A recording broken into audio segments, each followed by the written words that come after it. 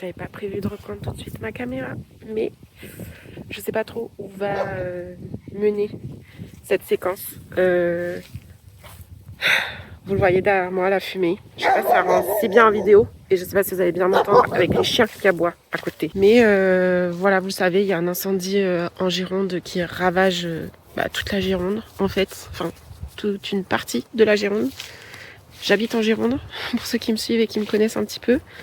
On a été évacués dans la nuit de vendredi à samedi, puisque je suis actuellement avec mon copain chez ma belle-mère. Pour ceux qui ont suivi toutes les péripéties, nous sommes en train d'acheter une maison, nous avons plus de logement et du coup nous habitons chez nos familles respectives, mais surtout chez ma belle famille et ma belle-mère notamment.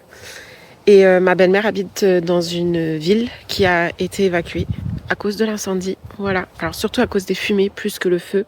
Car le feu est quand même pas très loin. Là, à l'heure où je vous parle, on est le 26 juillet et le feu est à 15 km aux portes de Bordeaux. Et pas très loin du coup de la ville aussi de ma belle-mère. Donc voilà, on a dû évacuer un peu en urgence. C'est un peu stressant. Déjà que la période depuis 2 mois et demi est pas catastrophique, mais très stressante pour mon copain et moi.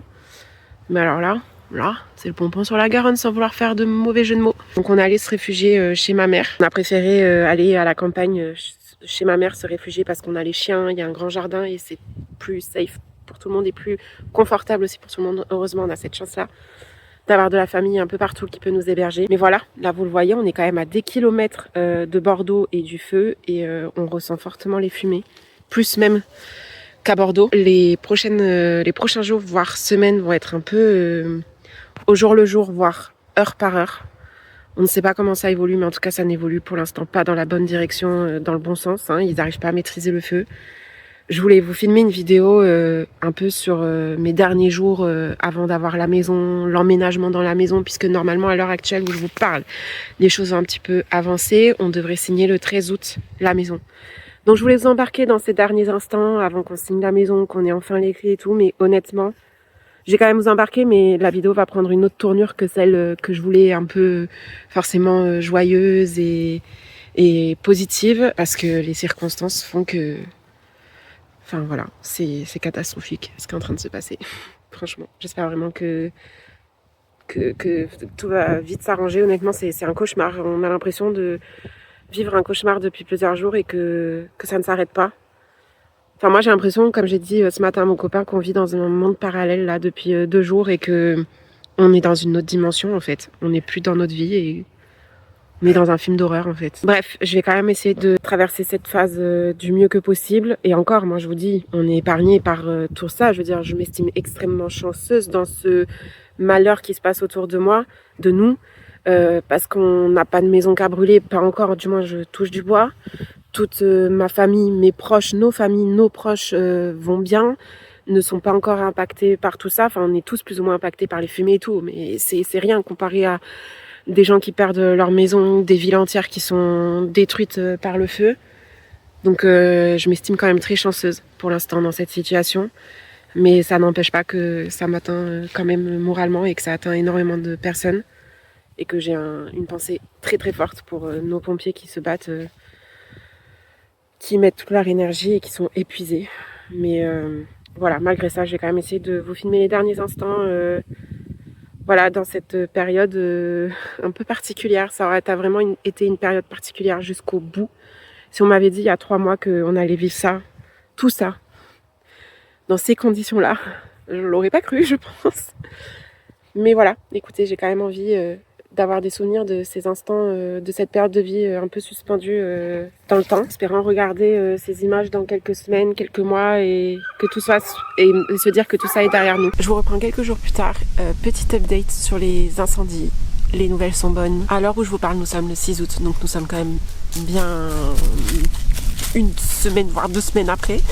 Le feu est fixé et même maîtrisé, donc ça y est, c'est fini, entre guillemets. Le plus dur a été surmonté parce que après, bien évidemment, on le sait, ça a été dit, c'est un feu qui va mettre des semaines et des semaines à complètement s'éteindre. Mais en tout cas, toutes les communes de la métropole bordelaise ont pu être réintégrées. Je crois même que toutes les communes en général qui ont été évacuées ont pu être réintégrées. Donc voilà. Du coup, je voulais vous reprendre un petit peu par ici. Je suis actuellement en vacances, toujours chez ma mère. Du coup, je n'ai pas bougé. Depuis que j'ai été évacuée, je suis restée chez ma mère. Mes vacances commencent pas ultra bien non plus, je vais pas vous mentir. Elles commencent avec un ordi en panne et un genou en vrac. J'ai une tendinite au genou qui est sortie de nulle part. Vraiment, je n'ai absolument rien fait pour avoir une tendinite. Je ne comprends pas d'où ça sort. Je pense, écoutez, que c'est la vie qui m'envoie un petit signe comme quoi il faut que je me repose et que je ralentisse vraiment avant le tourbillon de la maison, du déménagement, des travaux, tout ça. Donc à défaut de pouvoir faire du montage, je tourne quand même malgré tout, parce que comme je vous l'avais dit, je voulais vous prendre dans ces derniers jours. Donc là on signe pile poil dans une semaine la maison. Dans une semaine pile poil on a les clés les gars. J'arrive pas à réaliser. Je pense que même une fois que j'aurai les clés, je ne vais pas réaliser que ça y est, on y est. Après, bon, je ne sais pas comment on va s'organiser sur les prochaines semaines, parce que ce n'est pas parce qu'on a les clés qu'on va y emménager de suite. Ou peut-être que si, en fait, j'en sais rien. J'en sais rien. On voudrait faire surtout les travaux de la salle de bain, qui est finalement le plus important et le plus handicapant, parce que vivre dans une maison sans salle de bain, c'est très compliqué. Donc c'est pour ça qu'on veut faire ça en priorité. Mais ça veut dire qu'on n'y habite pas tout de suite. Et ça m'embête. Ou qu'on y habite mais en mode camping. C'est là où on se pose la question en fait. Est-ce qu'on y habite en mode camping, puisque dans tous les cas il faudra qu'on soit sur place pour faire les travaux. Est-ce qu'on fait le déménagement total tout de suite, mais ça veut dire que du coup on va quand même devoir à un moment donné peut-être repartir de la maison parce qu'on pourra pas y vivre, parce qu'on ne pourra pas se doucher, on pourra pas se laver, enfin on pourra pas avoir les trucs d'hygiène classiques quoi. Je sais pas, mais écoutez, je vous tiendrai au courant un peu par ici, un peu sur Instagram aussi comme je peux. Il y a un peu de vent, en plus il fait pas beau. Donc c'est vous dire vraiment les vacances là, bon, c'est un peu chiant. Encore une fois entre deux, dans l'attente d'avoir la maison et de pouvoir faire quelque chose de mes journées, parce que là du coup je ne peux rien faire vu que je n'ai même plus d'ordi. Je peux rien faire à part filmer. Et en même temps on est dans la paperasse pour la maison, pour le notaire, et en même temps il fait pas beau donc je peux même pas profiter de la piscine chez ma mère ou d'aller me balader ou quoi. Enfin il fait pas beau, après il pleut pas. Et je sais pas ce qui est mieux entre la canicule ou le temps là qui est beaucoup plus doux mais avec des nuages. Voilà, hein, c'est le flou total. Je voulais quand même vous partager du coup mes réflexions en fait de cette dernière semaine, les réflexions aussi que ces incendies m'ont amené à avoir. C'est que ça fait quand même 3 mois que je vis avec le strict minimum, avec une valise finalement. Et j'en tire des petites leçons de ces 3 mois, de cette expérience qui a été franchement assez éprouvante. Même si ça paraît rien pour certains, pour moi qui suis de nature anxieuse, ça a été très compliqué à gérer et ça l'est toujours, hein, je vais pas vous mentir. Mais ça m'a fait réaliser une chose en particulier.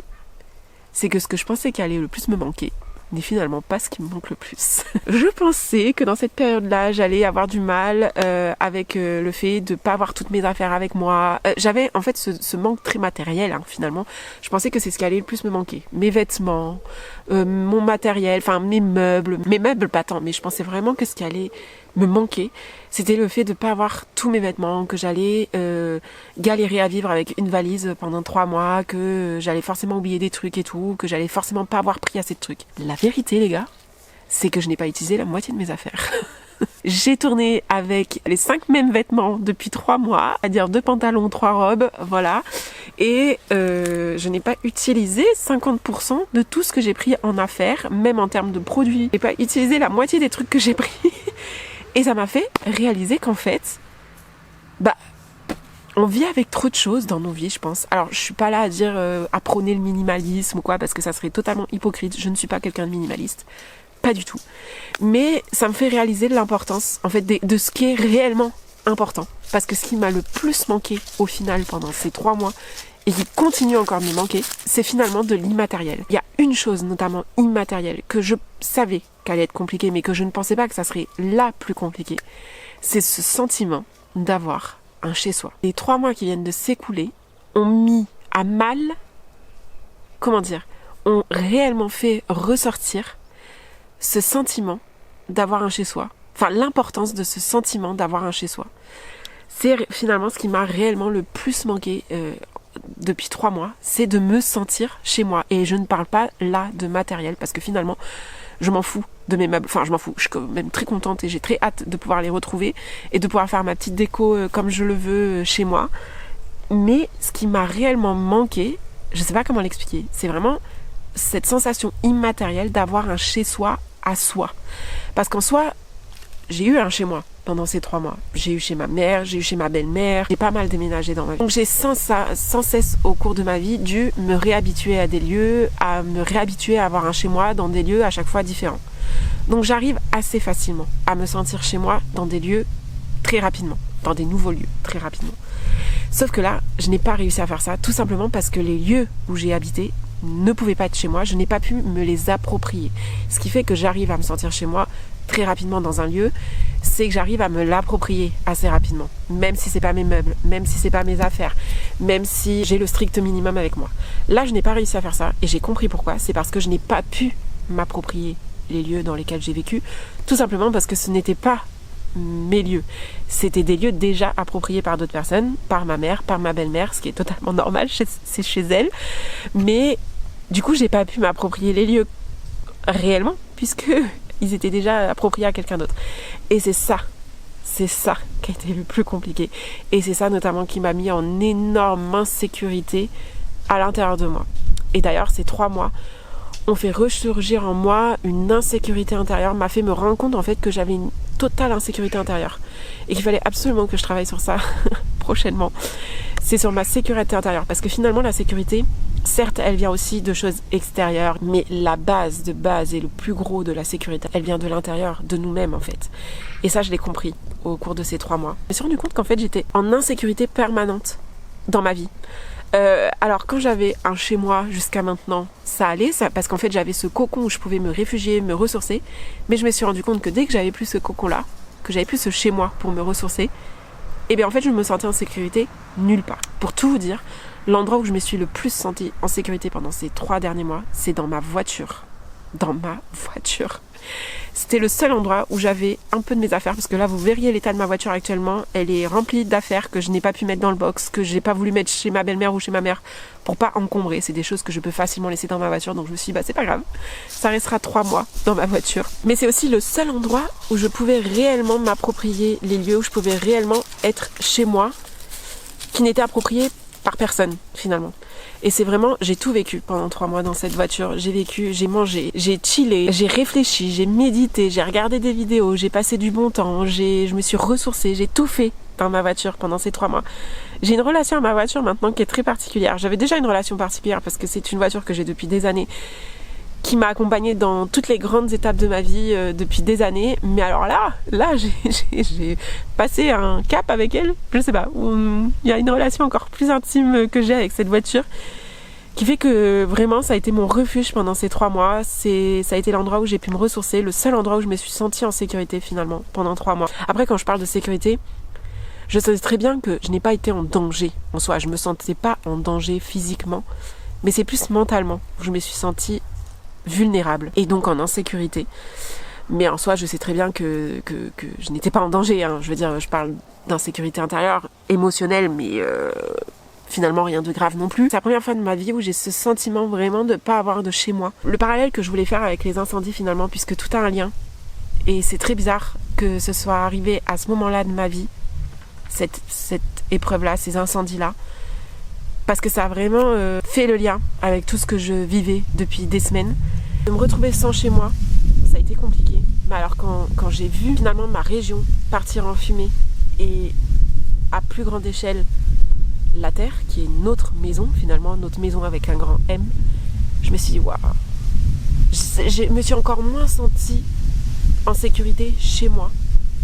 Je sais pas comment expliquer, c'est très bizarre. J'ai du mal à exprimer ce que j'ai en tête, mais de voir sa maison avec un grand M brûler, on ressent encore plus l'importance d'avoir un chez soi et d'en prendre soin finalement. Et on ressent encore plus cette insécurité intérieure qu'on peut ressentir quand on n'a plus de chez soi. Parce que là, je me suis dit, mais en fait, je n'ai plus de maison. Je n'ai pas de maison, je n'ai pas de logement. Physiquement, hein, je veux dire, dans les faits. Et en plus de ça, je vois ma terre, ma maison, notre maison avec un grand M, partir en fumée aussi. Et potentiellement, demain, on n'a plus... Demain, quand je dis demain, c'est demain dans quelques années, on n'aura plus de maison avec un grand M. On n'aura plus notre terre telle qu'on la connaît aujourd'hui, parce qu'elle est en train de partir en fumée, parce qu'on est en train de la tuer à petit feu, en fait, encore une fois, sans mauvais jeu de mots. Et ça m'a créé énormément d'éco-anxiété, d'anxiété tout court, encore plus que ce que j'avais déjà ces dernières semaines, de me dire, waouh, mais en fait, on se rend pas compte de la chance qu'on a d'avoir un toit sur la tête et d'avoir surtout un chez-soi, ce sentiment de chez-soi. Et à quel point en fait c'est un sentiment intérieur qui n'est pas forcément lié à du matériel et à du physique, ça, c'est lié forcément à... En fait pour moi un chez-moi c'est lié à quatre murs, c'est pas lié à du matériel en tant que tel, à des meubles, à des objets ou quoi. C'est lié à un toit et à quatre murs. Et peu importe ce qu'on a entre ces quatre murs et ce toit, tant qu'on a nos repères, tant qu'on a les gens qu'on aime, tant qu'on a un minimum, le strict minimum pour vivre, on peut se sentir chez soi. C'est vraiment un sentiment intérieur finalement. Et ça, je l'ai compris là, ces 3 derniers mois, en me rendant compte que je n'avais pas utilisé la moitié de mes affaires et que je pensais que j'allais manquer avec ce que j'avais pris. Enfin, j'ai fait ma valise avec vous en vidéo de ce que j'emporte avec moi et je vous avais dit, je vous avais exprimé mes craintes à ce moment-là de comment je vais faire pour vivre 3 mois avec juste une valise. Au final, c'est pas ça qui a été le plus dur. J'ai même pas utilisé la moitié de mes affaires, je le répète. J'ai pris une valise entière, je n'ai pas utilisé la moitié de ma valise. J'ai la moitié qui est chez ma belle-mère actuellement et ça ne me manque pas. C'est pareil en termes de produits beauté. Bon, je suis déjà assez minimaliste en termes de produits beauté. Je me maquille très peu. Ça fait déjà plus d'1 an que je me maquille quasiment pas au quotidien. Je me maquille que pour les grandes occasions. Mais même là, pour les grandes occasions, c'est-à-dire que j'ai fait le festival Girl Rock, je l'ai partagé sur Instagram. Je ne me suis même pas maquillée. Alors que d'habitude je me maquille quand même pour ce genre d'événement. Là je n'ai même pas eu l'envie de me maquiller. Déjà parce qu'il faisait 40 degrés. J'avais pas envie de me foutre 3 couches de maquillage sur la figure alors que je savais que ça allait pas tenir et que j'allais transpirer. Mais au-delà de ça, j'ai pas eu envie plus que ça. Donc je n'ai même pas ouvert ma trousse à maquillage depuis 3 mois. En termes de produits de beauté, j'ai utilisé le strict minimum. J'ai pris mon boucleur et mon lisseur, je ne les ai même pas utilisés en 3 mois. Enfin, alors que c'est des choses que habituellement j'utilise au quotidien, mais bref. C'est vous dire qu'en fait, on arrive à s'adapter et on se rend compte qu'on a besoin de pas grand chose pour vivre au quotidien et pour être bien finalement. Qu'il y a plein de choses qui sont superflues. Et je dis pas qu'il faut complètement les éliminer parce que c'est pas pour autant que je vais éliminer 50% de ma garde-robe, c'est pas pour autant que je vais arrêter d'utiliser mon lisseur et mon boucleur, c'est pas pour autant que je vais plus jamais me maquiller de ma life. Non. Mais on se rend compte à quel point on peut surconsommer parfois. Et ça me fait réfléchir, en fait, sur ma manière de consommer. Et je pense que je vais pas faire plus attention parce que, encore une fois, j'ai jamais été quelqu'un qui surconsommait de ouf. J'achète toujours des choses, certes, parfois j'achète des choses qui me font plaisir et où je sais que j'ai pas réellement besoin, mais par contre, je vais les utiliser, je sais que je vais les utiliser. De toute façon, c'est vraiment un état d'esprit que j'ai de plus en plus et encore plus à l'approche de l'achat de la maison et du fait d'aller vivre en campagne, dans la forêt, dans la nature. J'ai de plus en plus envie de vivre une vie plus minimaliste, sans être dans les extrêmes, mais et quand même en vivant avec mon temps, parce que voilà. Mais vivre plus simplement, en fait. Plus simplement, plus au rythme de la nature, avec plus de simplicité. C'était les petits, enseignements que j'ai tirés de ces 3 mois et que j'avais très envie de vous partager. Pas pour faire la morale, pas pour... je sais pas pourquoi, juste pour vous inspirer ou vous partager mon état d'esprit actuel et... Voilà, si vous vous reconnaissez en fait dans ce schéma-là, dans ces pensées-là, bah voilà. Faisons ça ensemble, essayons de vivre plus simplement ensemble et c'est vraiment une de mes valeurs et qui se développe de plus en plus avec l'âge, n'est-ce pas? Non pas que je sois vieille, mais... Voilà, en mûrissant tout simplement, c'est vraiment quelque chose qui se développe de plus en plus en moi et des valeurs qui prennent de plus en plus de place. Donc voilà, si jamais c'est des choses qui vous parlent, dites-le moi en commentaire. Et si ça vous parle pas, dites-le moi aussi en commentaire. Je suis très curieuse d'avoir votre ressenti, votre avis par rapport à tout ça. Ou si jamais vous avez déjà vécu aussi une transition de vie, parce que j'ai vraiment cette impression-là aussi que je suis en pleine transition de vie là, je suis entre deux vies. Entre l'ancienne moi qui habite en appartement, en ville, dans un rythme de vie beaucoup trop rapide à son goût, qui se reconnaît plus dans ce rythme de vie-là, et la future moi qui va vers une vie plus sereine, plus alignée, plus simple, finalement. Donc voilà, dites-moi si vous aussi vous avez déjà vécu ce genre de transition de vie, un peu de chamboulement, aussi bien intérieur qu'extérieur, et comment vous avez vécu ça, qu'est-ce que ça a changé en vous, je suis trop curieuse de savoir. Voilà, dites-moi tout ça en commentaire. Ça aurait été une vidéo finalement très bizarre. J'ai l'impression que c'est un moment suspendu dans le temps avec du chaos et en même temps de l'ordre qui se remet en place. Un tourbillon finalement de vie. Voilà, on va l'appeler comme ça. Cette vidéo est un tourbillon de vie avec un aspect presque philosophique finalement de la vie que je vous partage là. Je sais pas trop comment terminer cette vidéo honnêtement. Je sais même pas si elle aura eu un sens. Elle aura été très brouillon je pense. Mais c'est ça aussi cette chaîne. C'est un partage de réflexion, de vie et parfois un peu brouillon. Voilà, je profite un max de ces derniers instants dans cette vie-là et en même temps j'ai très hâte que ça se termine. Je vais pas mentir, ça a été une des périodes les plus difficiles à vivre de ma vie. Alors que pourtant c'est pour des bonnes choses, mais vous avez suivi un petit peu les péripéties, vous-même vous savez que je me plains pas encore une fois de vivre ce que je vis parce que c'est une chance. Mais ça n'a pas été aussi facile que ce que je l'aurais imaginé et je pense qu'on a aussi cumulé quelques galères qui étaient pas évidentes à gérer. Mais on touche du doigt la fin de cette période, j'espère. J'espère qu'on aura un petit peu la paix après ça et qu'on pourra profiter enfin de cette nouvelle vie dans notre maison.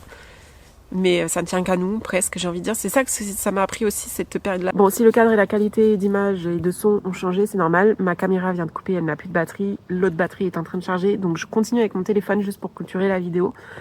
Mais je disais juste, je me rends compte que déjà, je suis pas du tout fière de comment j'ai géré la situation, honnêtement. Et en même temps, je suis fière parce que c'est trop bizarre. Encore une fois, c'est beaucoup de contradictions et de dualités là qui se sont manifestées pendant ces dernières semaines. C'est que à la fois, je suis pas fière de comment j'ai géré les choses parce que j'ai beaucoup pleuré, j'ai été beaucoup stressée, j'ai, selon moi, pas réussi à gérer comme il faut les choses. J'ai créé beaucoup de problèmes là où il n'y avait peut-être pas lieu d'en avoir, mais parce que mon anxiété a pris le dessus. Et j'ai gâché certains moments qui auraient dû être normalement des moments joyeux et cool. Donc je suis pas très fière de ça. Par contre, je suis fière d'un autre côté de me dire, cette période-là, elle m'a obligée à poser des limites. Et elle m'a fait me rendre compte de limites, moi aussi, que j'avais dans le quotidien et dans la vie. J'ai exprimé des besoins et des limites qui, j'estime, n'ont pas toujours été respectées. Et on va éviter de devenir émotive maintenant, hein. Mais du coup, ça m'apprend à poser des limites, plus fermement. Et forcément, ça crée un peu des conflits, ça crée un peu des tensions. Et en tant que phobique du conflit que je suis, c'est pas toujours évident à gérer. Et faut l'accepter, en fait. Faut accepter que quand on décide de poser des limites, ça peut être parfois mal reçu parce qu'on a tellement habitué les gens de notre entourage à ne pas poser de limites, à être flexible, à s'adapter, à être people pleaser finalement, parce que c'est un peu ça, que quand on se met à poser des limites, ça peut créer des frictions. Et c'est normal. Et c'est un peu ce qui s'est passé pour moi pendant ces 3 derniers mois, c'est qu'en fait, j'ai atteint une limite j'ai dépassé même une limite que je n'aurais pas dû dépasser dans mes besoins, dans finalement le respect à moi-même. Je ne me suis pas respectée sur certaines choses et j'ai eu du mal à me faire respecter sur certaines choses et c'est en ça que je suis fière et pas fière en même temps. C'est que en fait j'ai trop mis de côté mes besoins depuis beaucoup trop longtemps, ce qui fait que j'ai franchi une barrière là qui a été une goutte d'eau qui a fait déborder le vase déjà trop plein finalement et j'aurais dû poser des limites avant, ce qui m'a amené dans des situations que j'aurais pu éviter. En même temps, je suis fière de m'en être rendu compte pendant cette période-là et d'avoir réussi quand même à me respecter un minimum, à respecter un minimum mon bien-être dans cette période-là qui a été pourtant compliquée. Mais pour autant, je me suis rendu compte que j'étais devenue une personne que je n'aime pas. Voilà, soyons honnêtes. Je suis devenue quelqu'un de très irritable, trop angoissée, parfois jalouse pour un rien, méchante parfois intérieurement, hein, pas dans la réalité, mais je me sentais méchante parfois dans mes pensées, que ce soit envers moi, envers les autres, même triste finalement. Je suis devenue quelqu'un de triste. J'ai perdu ma lumière et j'aime pas être comme ça. C'est pas ce que j'ai envie d'être. C'est aussi une chose sur laquelle je me suis dit que j'allais travailler. Ça m'a appris ce que je ne voulais pas être dans ma vie. Et du coup, ça a mis en lumière ce que j'avais envie d'être, le genre de personne que j'avais envie d'être. Et je sais que ça va être mon travail là des prochains mois. Quand les choses se seront un peu apaisées, que tout l'achat de la maison sera derrière nous et que je pourrai un peu plus me concentrer sur ce que je veux dans ma vie. Ça va faire partie aussi des choses que je vais travailler. Mon énergie en fait, tout simplement. Parce que j'ai pas du tout, mais alors pas du tout aimé l'énergie que j'ai renvoyée là ces dernières semaines. Après, j'essaie d'être assez clémente envers moi-même en me disant qu'il y a eu des circonstances qui ont fait que j'ai le droit en fait. Enfin, comment dire, les circonstances n'excusent pas mon comportement, mais il faut aussi que je me dise j'avais le droit à ce moment-là entre guillemets, j'avais des raisons en fait d'être comme ça. J'avais des raisons, j'avais le droit. C'était légitime en fait que je sois comme ça là, étant donné les circonstances. Et on gère tous plus ou moins comme on peut les choses. Certaines personnes gèrent mieux que d'autres en fonction des circonstances aussi. Et moi là, ce genre de circonstances, ce genre de situation, je ne l'ai pas bien géré. Voilà. Il faut savoir l'avouer. Je voulais travailler sur ça dans les prochains mois aussi, sur mon énergie et sur la personne que j'ai vraiment envie de devenir. Et de faire en sorte de devenir cette personne plus positive, plus solaire, plus joyeuse, plus, voilà, détendue aussi. Bref, dites-moi en commentaire si vous aussi vous avez des périodes compliquées comme ça, vous ne vous reconnaissiez pas, parce que finalement c'est un peu ça aussi, hein. Je ne me suis pas reconnue dans les derniers mois qui se sont écoulés. J'avais l'impression d'être une totale autre personne et je me suis dit mais c'est donc ça. J'ai très peur aussi que cette personne que je suis devenue reste permanente. Ça m'a fait énormément peur de me dire donc c'est donc ça maintenant. Je suis donc ça. Et je pense qu'il faut pas se dire que tout est permanent. Ça ne tient qu'à nous de changer. Et je l'ai compris aussi pendant ces 3 mois-là, c'est qu'en fait, ça ne tient qu'à moi de devenir qui j'ai vraiment envie de devenir. Ça deviendra permanent si je décide que ça devient permanent. Si je décide que c'est qu'une phase, ça ne sera qu'une phase. J'ai donc décidé que ce ne sera qu'une phase. Bref, voilà, j'essaierai de vous embarquer un petit peu dans ce cheminement-là que j'ai dans les prochains mois. Si ça peut vous intéresser, dites-moi en commentaire si c'est quelque chose qui vous parle ou pas, si ça vous intéresse de voir un peu ce que je peux mettre en place pour essayer de changer mon énergie, d'aligner ma vie tout simplement. Et de m'aligner moi à la vie que je veux. J'espère que cette vidéo et ces réflexions vous ont plu. Je sais pas si c'est le mot, mais en tout cas, si vous êtes arrivé jusque là, merci. Merci d'avoir regardé cette vidéo jusqu'au bout. Vous êtes les meilleurs. Cœur, je ne sais pas très bien le faire, mais cœur sur vous. Laissez-moi un petit commentaire, d'ailleurs, sur ces réflexions, sur ce que vous en pensez. Et si vous n'avez pas quoi mettre, qu'est-ce qu'on peut mettre? J'ai une feuille qui vient de me tomber dessus.